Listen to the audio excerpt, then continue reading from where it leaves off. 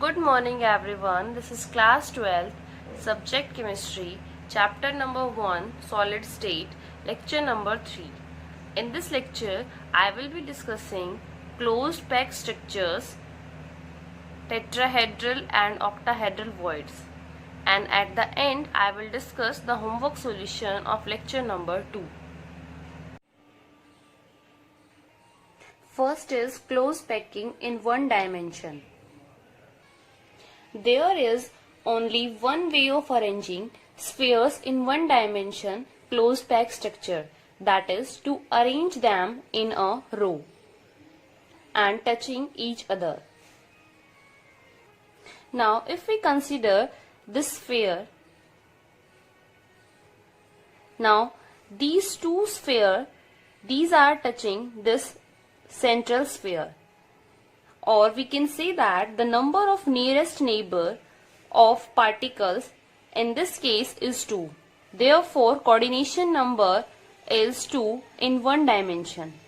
So from here we can define coordination number, that is the number of nearest neighbor of a particle is called its coordination number. So in one dimension, this is the only way to arrange constant particles in one dimension. And if we see the nearest neighbor particles, so here two spheres are touching to this central sphere and therefore the coordination number is 2. Now let's see close packing in two dimension.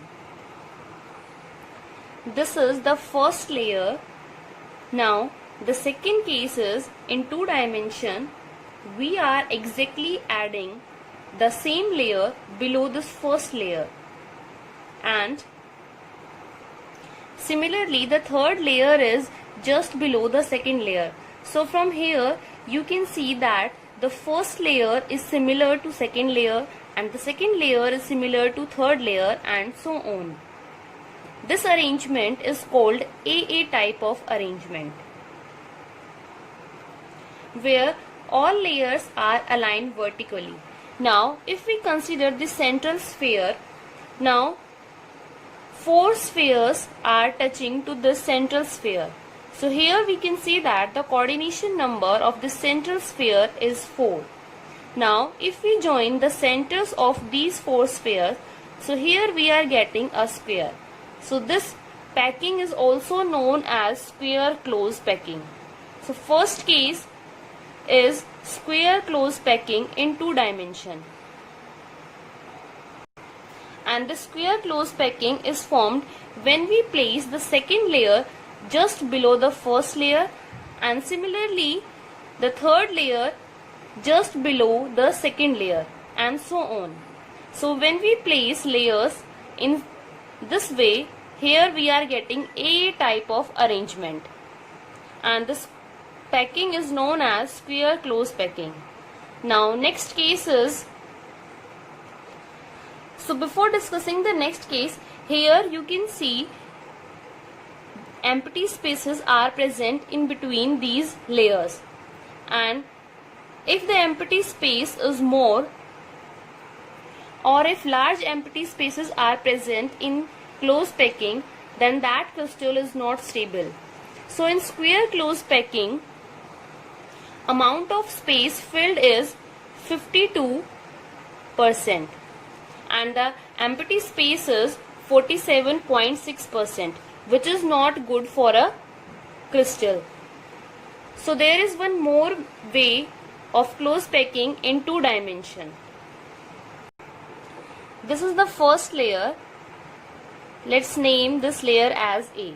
Now second layer is placed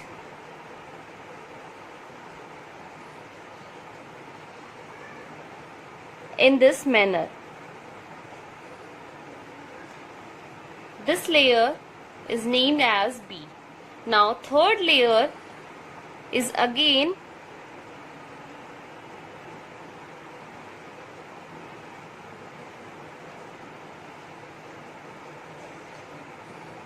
this is the third layer, and this third layer is similar to the first layer. Now, if we consider one central sphere, now 6 sphere atoms are touching to this central sphere. 1, 2, 3, 4, 5 and 6. So, if we join these 6, that is, if we join the centers of these 6 spheres, so here we are getting a hexagon.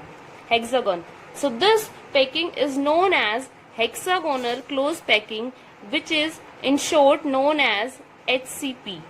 So this packing is HCP in 2 dimension. And here to this central sphere, 6 spheres are touching. So from here we can see that the coordination number for the central sphere is 6. And this type of arrangement is AB type of arrangement. So this arrangement is AB type of arrangement,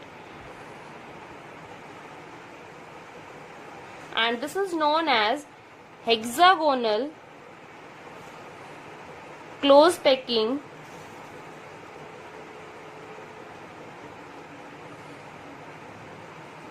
in 2 dimension. So in 2 dimension we have 2 types of packing.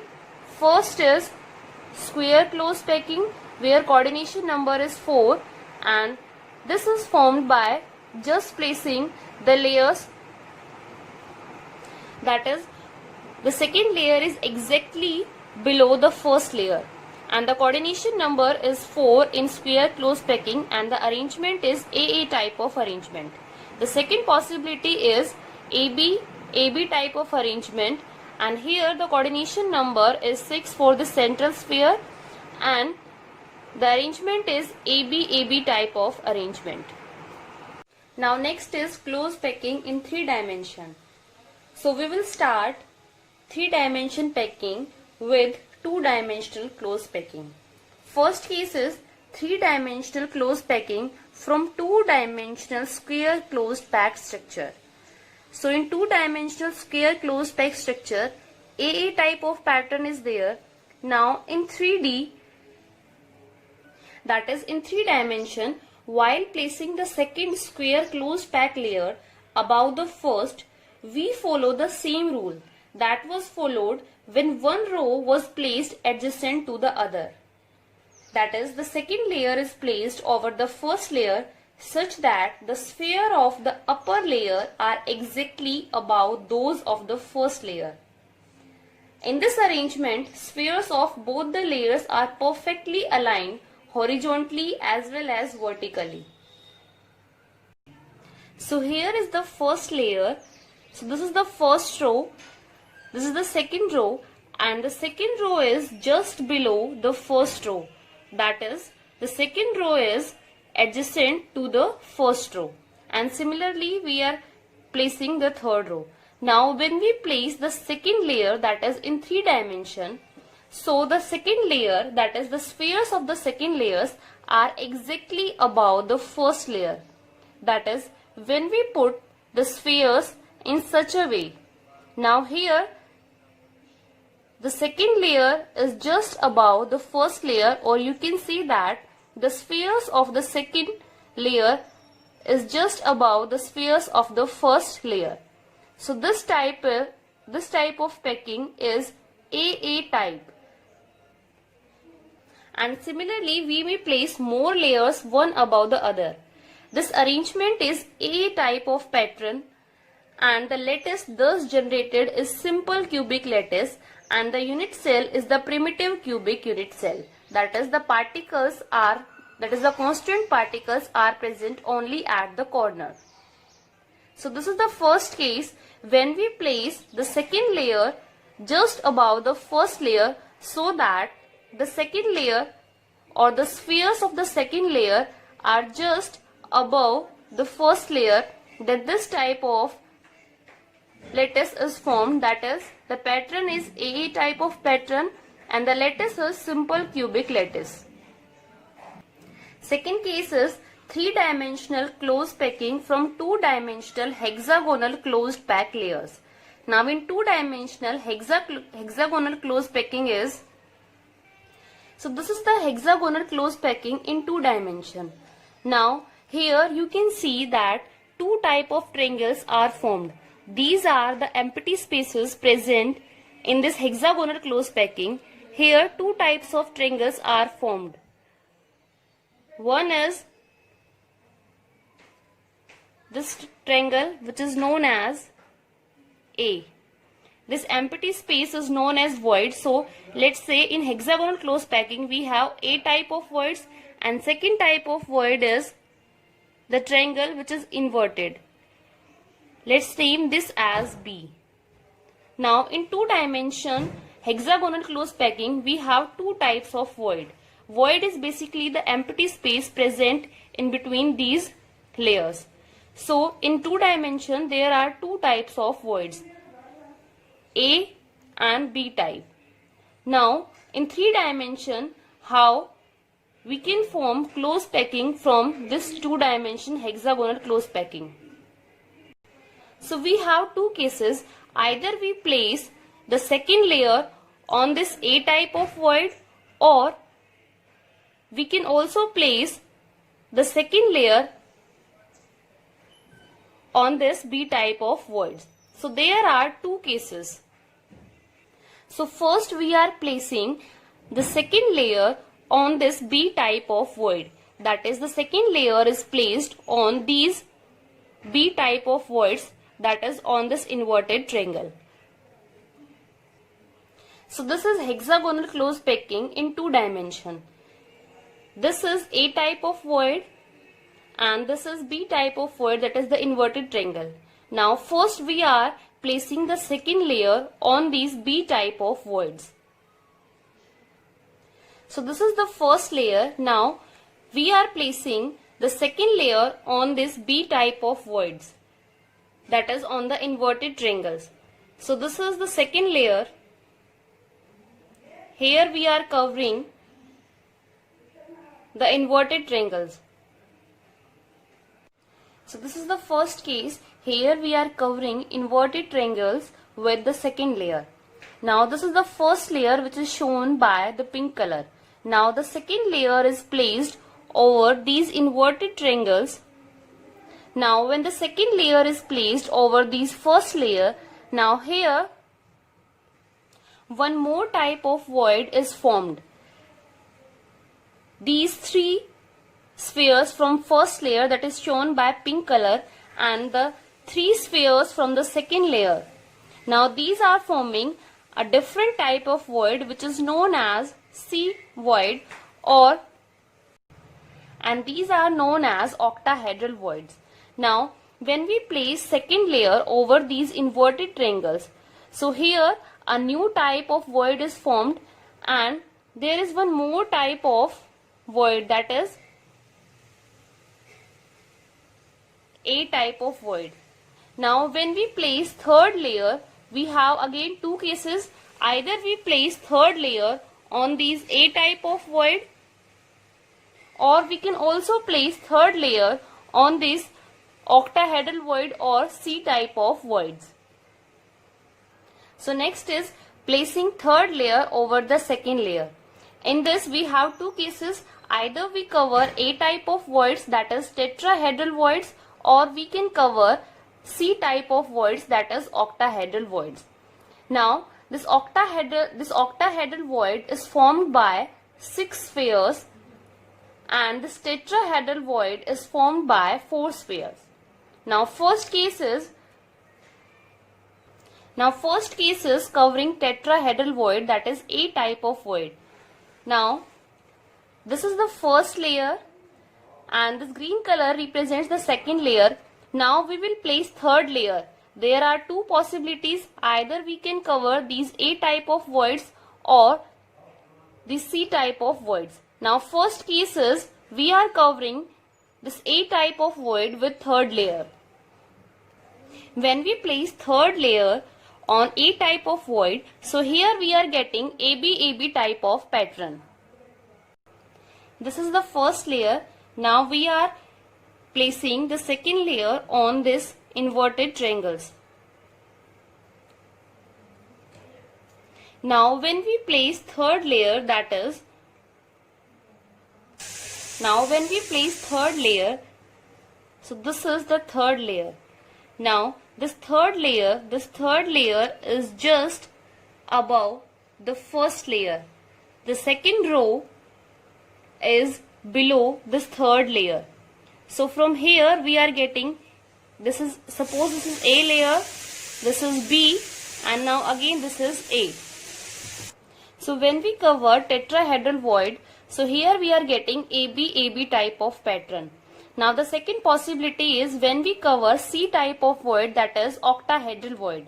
So when we cover octahedral void, so here we are getting a pattern ABC, ABC. So second case is covering octahedral void. When we cover octahedral voids, that is when we place third layer on octahedral voids, ABC type of arrangement is formed, and this structure is called CCP, cubic close packing, or face centered cubic structure. So these are the cases in 3-dimension close packing. So next is locating tetrahedral and octahedral voids. We know that close packed structures have both tetrahedral and octahedral voids. Let us take face-centered cubic structure and locate these voids in it. So first is tetrahedral voids. Tetrahedral voids are present on the body diagonal of the cube, and at each body diagonal there are 2 tetrahedral voids. So in a cube 4 body diagonals are there, therefore 8 tetrahedral voids are present. And tetrahedral voids are formed by 4 spheres. Let us consider a unit cell of face-centered cubic lattice. The unit cell is divided into 8 small cubes. Now, if you see the small cube, here 4 atoms are present at the corners. That is, each small cube has atoms at alternate corners, and it has 4 atoms. When joined to each other, when we join these atoms, they make a regular tetrahedron, and thus there is one tetrahedral void in each small cube and 8 tetrahedral voids in total. Second is octahedral voids. Octahedral voids are formed at edge center and body center. Now here we are explaining with the example of face-centered cubic unit cell. In face-centered cubic unit cell, particles, that is the constant particles, they are present at corners as well as the center of each faces. Now octahedral voids are formed at edge center and body center. The octahedral void which is formed at body center is because of the 6 constant particles which are present at the 6 faces of the cube. So these 6 constituent particles present on 6 faces, they are touching to each other, and therefore they will create a octahedral void at the body center of this cube. Now octahedral voids are also formed at edge center. In a cube there are 12 edges, so 12 octahedral voids are formed, but in a unit cell or in one unit cell, the contribution of edge, that is contribution of one edge, is 1/4. So we can also say that the contribution, or in one unit cell, the octahedral void, that is only 1/4 of octahedral void belongs to a particular unit cell. So there are 12 edges, so 12 octahedral voids, but the contribution of one edge is 1/4. So 3 octahedral voids from the edge and 1 octahedral void from the body center. So there are total 4 octahedral voids in face-centered cubic unit cell. So from here we can say that the number of tetrahedral voids are double to that of octahedral voids. So if the number of closed packed spheres be n, then the number of octahedral voids generated is n, and the number of tetrahedral voids generated is equals to 2n.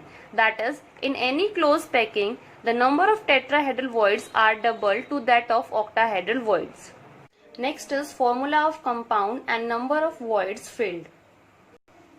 Number of octahedral voids present in a lattice is equals to the number of closed packed particles.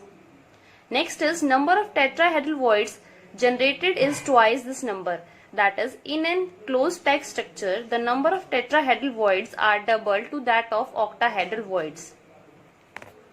And in ionic solids, usually the anions form closed packed structure and the smaller ion, that is cations, occupy the voids. Now here one question is given. A compound is formed by two elements X and Y. Atoms of element Y makes CCP and those of the elements X occupy all octahedral voids. What is the formula of compound? And the answer for this question is, here in this question it is given that Y forms CCP. So here Y is forming the closed packed structures. Now the number of sphere in CCP is, let's say, n. And as we know that number of octahedral voids present in lattice is equals to the number of closed packed particles.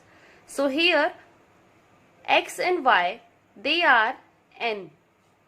So from here we are getting the formula, that is XY. So XY is the formula for the compound.